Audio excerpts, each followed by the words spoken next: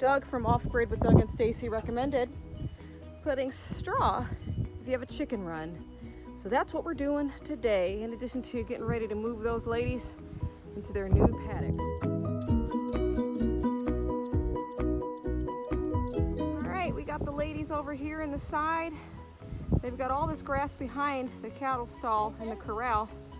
So successfully move them from the front to the side. And then in 2 days, we're gonna move them behind that brown gate back there.